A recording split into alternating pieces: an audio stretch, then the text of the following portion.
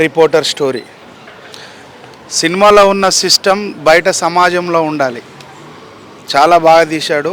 ఆ మూర్తి సార్కి సల్యూట్ చేస్తున్నాం. వైసీపీ ప్రభుత్వాన్ని టార్గెట్ చేశారా? అవన్నీ నాకు తెలియదండి. సినిమాలో సిస్టమ్ బాగుంది.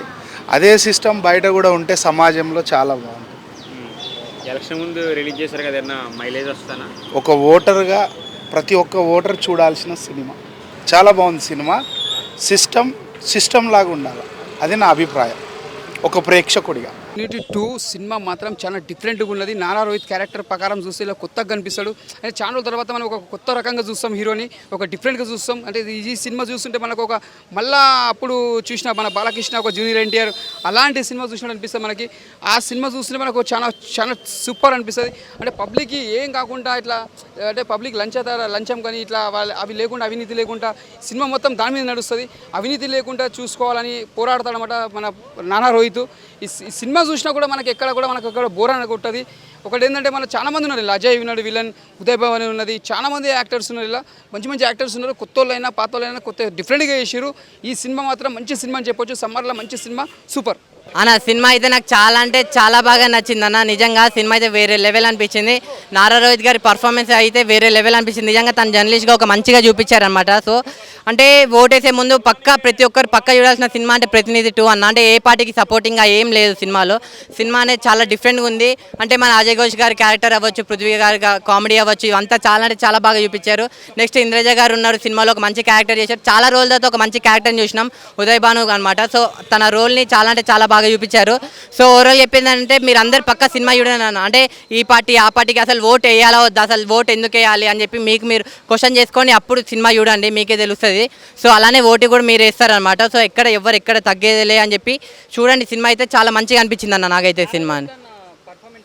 తన పర్ఫార్మెన్స్ అయితే తన కెరీర్ గ్రోత్ పర్ఫార్మెన్స్ అయితే వేరే లెవెల్ అనిపించింది అన్న. తన పర్ఫార్మెన్స్ ఎక్కడ తగ్గేదిలేలాగా చేసిండు. నిజంగా తనకి ఇచ్చిన జర్నలిస్ట్ క్యారెక్టర్కి చాలా అంటే చాలా మంచిగా చేసిండు అన్న. అంతే.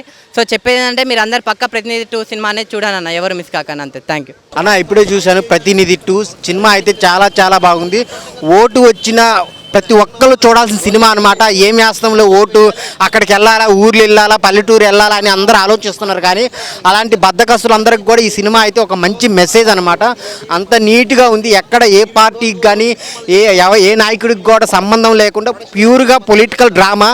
సో చాలా నీట్గా ఒక సీఎం చుట్టూ జరిగే సినిమా అనమాట. సో విలన్ ఎవరనేది చాలా లాస్ట్ వరకు కూడా తెలియకుండా ఆ క్యూరియాసిటీని పెంచారనమాట. చాలా అంటే చాలా బాగుంది. నారా రోహిత్ గారి క్యారెక్టర్ అయితే వేరే లెవెల్ అనమాట. జర్నలిస్ట్ క్యారెక్టర్లో సో కంబ్యాక్ వచ్చారనమాట. మంచిగా ఉంది సినిమా. సో బ్యాక్గ్రౌండ్ మ్యూజిక్ కానీ, సాంగ్స్ కానీ, ఇంటర్వెల్ ట్విస్ట్ అయితే వేరే లెవెల్ అని నిజం చెప్తున్నాను. మైండ్ పోయిద్ది అనమాట ఇంటర్వెల్ నుంచి క్లైమాక్స్ కూడా త్రూ అవుట్ ఇంట్రెస్ట్గానే ఉంటుంది. ఎక్కడ బోర్ కొట్టకుండా ఫ్యామిలీతో ప్రతి ఒక్క విలేజ్లో అందరూ చూడాల్సిన సినిమా ఏదైనా ఉందంటే అది ప్రతినిధి 2 అనమాట. లాస్ట్లో వేరే ప్రతినిధి 3 కూడా వేశారు సీక్వెల్గా. సో దానికోసం కూడా మేము వెయిట్ చేస్తున్నాం. సో ఈ ఎలక్షన్స్ దగ్గరలో ఉన్నాయి 2 డేస్లో. అందరూ థియేటర్కి వెళ్ళి ఒకసారి ఈ సినిమా చూడండి. మీరే నిర్ణయిస్తారు ఏ నాయకుడికి వేయాలి, ఎవరికి వేయాలి అనేది. చాలా అంటే చాలా బాగుంది. అందరు థియేటర్కి వచ్చి చూడండి ప్రతినిధి 2. భయ్యా ఇప్పుడే ప్రతినిధి 2 మూవీ చూసి వస్తున్నా. ప్రతినిధి అందరికీ తెలుసు నారా రోహిత్ గారి సినిమా. సో అది గుర్తుండిపోయేలా సినిమా తీశారు. ఇది ప్రతినిధి 2 దానికి మించి ఉంది భయ్యా. ఇప్పుడు ఎలక్షన్ జరుగుతున్నాయి, ఏదో ఆంధ్ర తెలంగాణలో ఎలక్షన్ జరుగుతున్నాయి. సో దానికి బేస్ చేసి ఒకళ్ళు సపోర్ట్ చేసి ఈ మూవీ తీశారేమో అనుకున్నాను. కానీ అస్సలు కాదు భయ్యా. ఎలక్షన్స్ ఎలా ఉంటాయి, వాళ్ళ ఈ ప్లానింగ్స్ ఎలా ఉంటాయి, ఏం చేస్తారు, ఎలా ఉంటుంది అన్న విధంగా జనరల్గా చూపించారు. మూర్తి గారు ఈ సినిమాకి డైరెక్షన్ చేశారంటే నేను అస్సలు నమ్మలేకపోతున్నా. చాలామంది తెలియదు మూర్తి గారు అంటే ఎవరు అనుకుంటారు. TV5 మూర్తి గారు.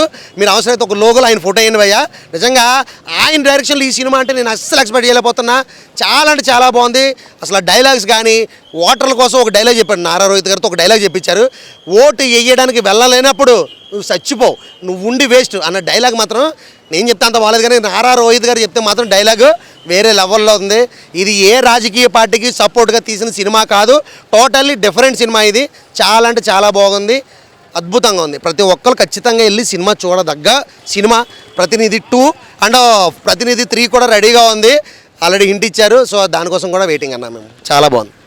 టూ సినిమా అయితే రాజకీయ ఎత్తులు ఎలా ఉంటే జనాన్ని ఎలా మోసం చేస్తారు, ఎలా గొర్రెలు చేస్తారు అనేది అయితే తీసిన సినిమా ఇది ఏ పార్టీకి లాభం కాదు, ఏ పార్టీకి నష్టం కాదు. కేవలం ఇప్పుడు సొసైటీకి కావాల్సిన సినిమా ఇది. ప్రతి ఒక్కరూ ఓటు వేయాలి, ఓటు వేయకపోతే నీకు ఎంత నష్టం, ఓటు వేస్తే ఎంత లాభం అనే దాని మీద తీసిన పాయింట్ మీద తీసిన సినిమా ఇది. ఇంకా టీవీ5 మూర్తి గారు అయితే రాసుకున్న కథ అయితే సూపర్ అన్నారు. డైలాగులు కూడా అంతే పేలినాయి. ప్రతి డైలాగు మనకి రియల్ లైఫ్కి టచ్ అయ్యేలా ఉంటుంది, ప్రతి సీన్ కూడా మనకి రియల్ లైఫ్ టచ్ అయ్యేలా ఉంటుంది. ఇంకా ఇంటర్వల్ ట్విస్ట్ అయితే నెక్స్ట్ లెవెల్ అనిపిస్తుంది. సూపర్ అన్న.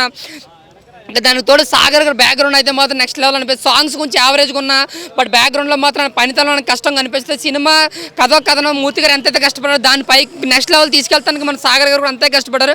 ఇక ఇంటర్వెల్ తర్వాత ఆ క్లైమాక్స్ ఏదైతే సీన్ ఉందో విలన్ ఎవరు ఎక్స్ప్లెయిన్ చేశారు, ఆ డీటెయిలింగ్ సీన్ ఏదైతే ఉందో 10 నిమిషాలు ఇంకా బుర్ర తిప్పనేది అనమాట. ఫస్ట్ నుంచి లాస్ట్ వరకు కూడా ప్రతి సీన్లో మనకు సస్పెన్స్ ఉంటుంది, ఏం జరుగుద్ది అని.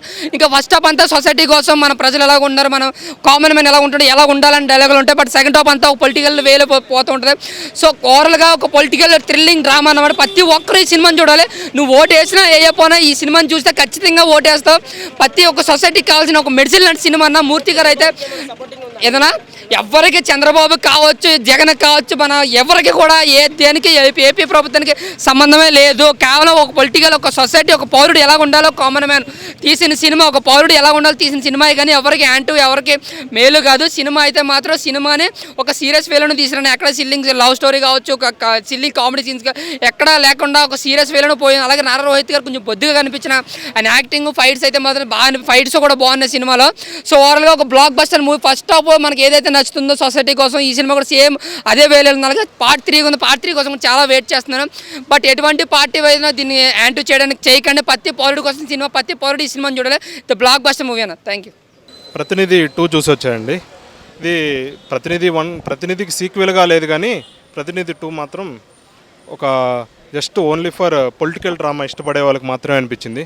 మిగతా పొలిటికల్ జోనర్ ఎవరైతే ఇష్టపడరో వాళ్ళకి better to skip the movie. Only political జోనర్స్కి మాత్రమే అనిపించింది సినిమా, వాళ్ళ ఇష్టపడే ఆడియన్స్కి మాత్రమే అనిపించింది.